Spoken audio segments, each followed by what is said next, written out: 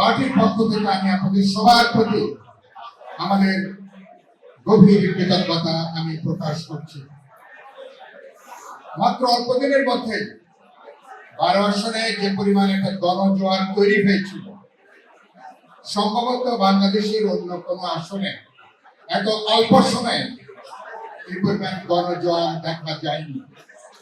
মানুষ যেভাবে জনগণের সমর্থনে আপনারা যেভাবে এগিয়ে এসছেন, আমার পাশে দাঁড়িয়েছেন এবং যেভাবে একটা বিশাল স্বতঃস্ফূর্ততা তৈরি হয়েছে, নারী, পুরুষ, ছাত্র, শ্রমিক, যুবক, সমাজের নানা পেশার মানুষ, এটা ছিল অভূতপূর্ব।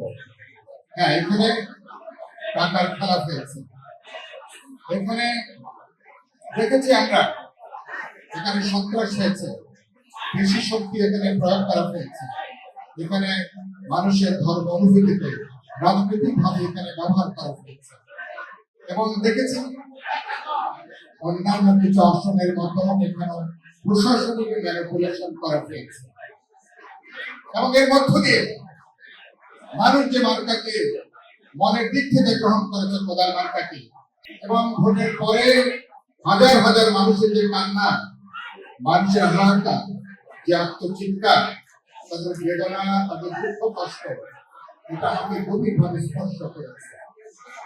এবং আমি নেতা কর্মী সমর্থক 12 আসনে বিএনপির উপর থেকে নিচ পর্যন্ত অল্প কিছু মানুষ ছাড়া সবাই যেভাবে আপনারা একসাথে দাঁড়িয়ে গেছেন, আপনারা আমাকে আপনাদের পরিবারের সদস্য হিসেবে গ্রহণ করেছেন এবং আমরাও আপনাদেরকে আমাদের পরিবারের সদস্য হিসেবে আপনাদেরকে গ্রহণ করেছি। ফলে মানুষ যে রায় দিয়েছে 12 ফেব্রুয়ারি, প্রশাসনিক ম্যানিপুলেশন করে ভোটের ইঞ্জিনিয়ারিং করে, সেটাকে আমরা কোদাল মার্কার পক্ষে চূড়ান্ত ভাবে ফলাফলটা আনতে পারিনি।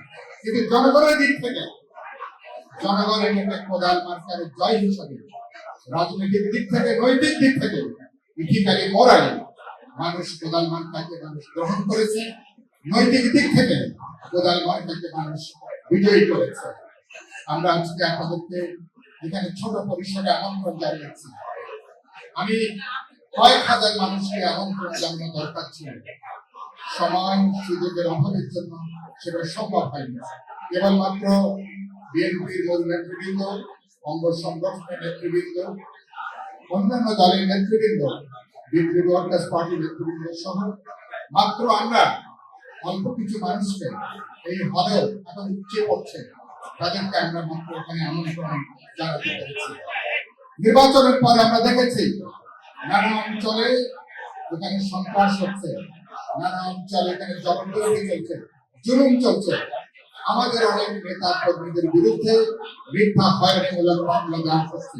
আমি পরিষ্কার করে বলতে চাই, এই খেলা বন্ধ করতে হবে। আমি বলেছি, চাঁদাবাজ, সন্ত্রাসী, জুলুমবাজ যারা নিপীড়ন করে, ওদেরকে দলীয় রাজনীতির পরিচয় দিয়ে বিবেচনা করা যাবে না।